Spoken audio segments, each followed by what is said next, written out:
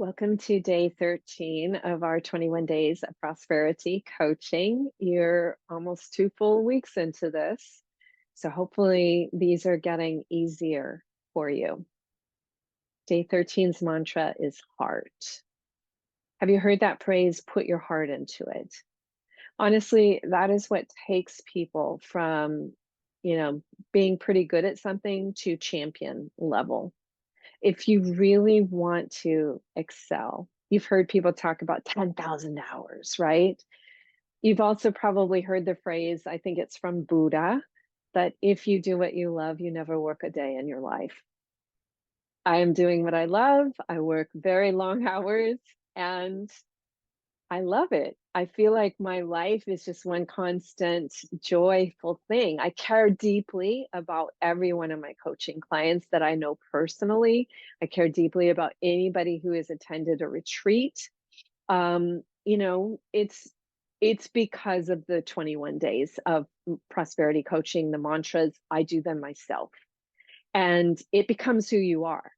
It definitely, I care deeply when I walk past a homeless person on the street and say hello to them. That if that gives them a little smile, I care about that. And that's just as it's not something I force myself to do.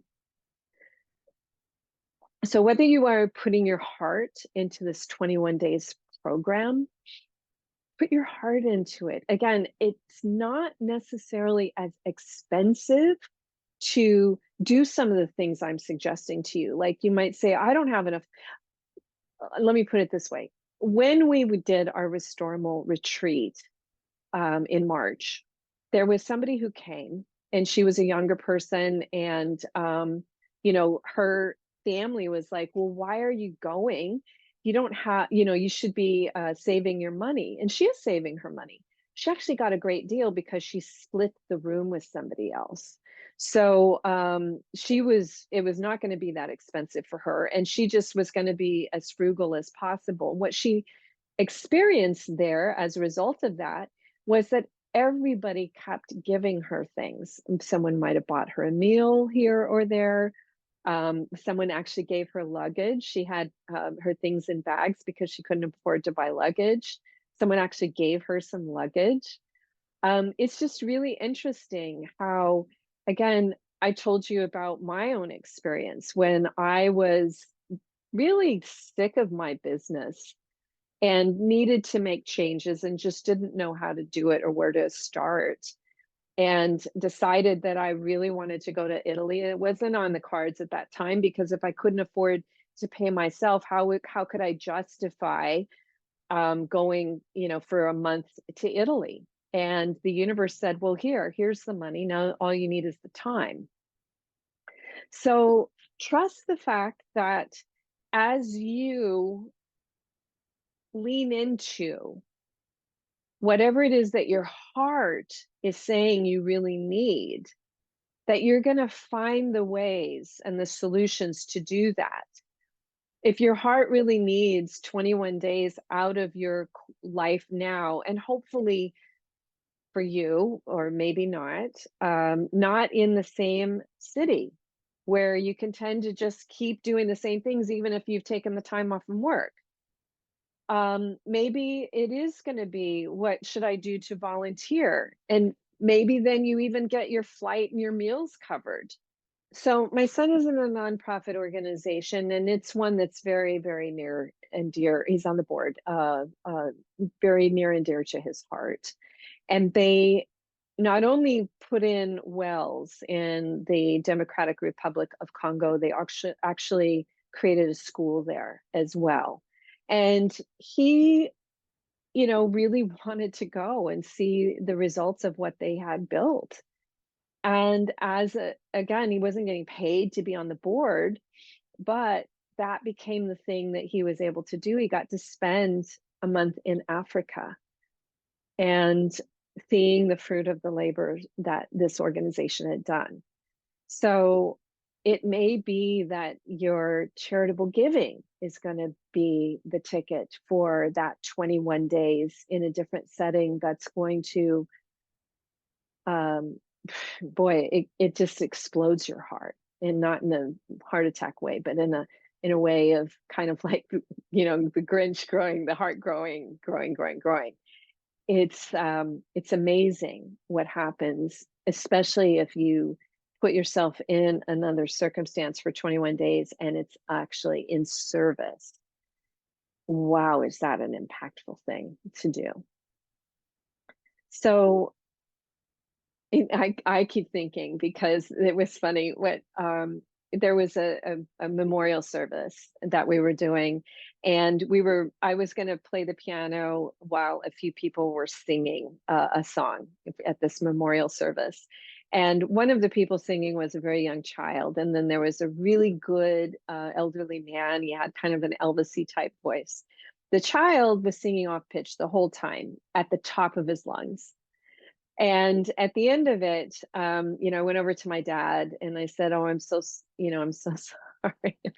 He said, "Don't ever be sorry when someone is really giving them all they've got, when they're really putting their heart into it."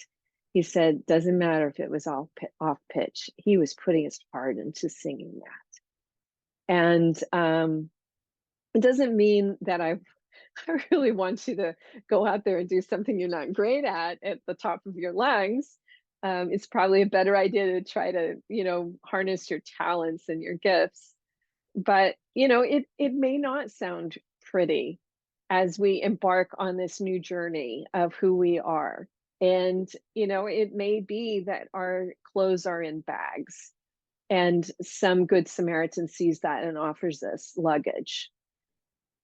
That may be part of the lesson, right? We're going to talk next week about inviting other people to our party, partnering up. Part of the lesson of life is that when the burden is too great, we may need help carrying the burden. There's another phrase, many hands make for light work. So, whatever it is that your heart is really calling you to do, pay attention to that. Whatever it is that you are doing, put your heart into it. If you cannot put your heart into it, maybe it's not what you should be doing. It doesn't mean quit your job, be homeless, and find yourself, although that may be a way to do it for you. I'm not suggesting that that's a great idea because that's going to be pretty hard. But if we are here and we're doing something that we don't want to put our heart into because maybe we don't believe in it, whatever it is, maybe our long commute, maybe it's that we're building bombs, we're drilling for oil, maybe it's something that's really outside of us, but we're doing it to provide for our family, but we can't put our heart into it because we don't really like it that much. We like the money it brings to us. And I have coaching clients like that. They would say, "Oh, I'm okay with building bombs because I'm bringing the light into the room of the company." I was like, that sure sounds like a justification there, right? And so this person found a way to put their engineering skills into another industry, and an industry he can put his heart into. I think it was either windmills or solar. So that's my thing for you, is that it's a journey. Like, you are now visioning and creating. It's not instantaneous. Like the forgiveness, the gratitude, all this is not instantaneous. We are moving towards ourselves. Like where I am today, 20, 30 years after, my son was born, when I started off, and especially when my ex-husband and I divorced, and it was really hard financially. I would have never dreamed that this is where I end up, right? I had to, in the beginning, just solve the problem of, how am I going to keep our home, you know? So as we do that, and as we get out of that kind of like that Maslow's a hierarchy of enlightenment, as we get out of struggling to survive and buried alive in bills, we are able to start seeing what it is that our heart is calling us to do and doing it. And it is a process.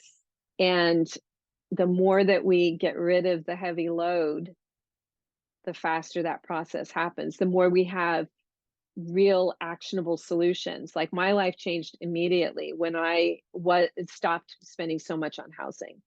and transportation and childcare. Just FYI, if that's part of your issue, in addition to the Thrive budget, I had a conversation in early December 2023 with Carmel Boss, who is the CEO and founder of and chairman of coabode.org. So, and she's honestly where I went when I needed to reduce my housing costs. So that's a conversation you want to listen to if you're spending too much on housing. All right, so put your heart into it today, and I'll see you tomorrow.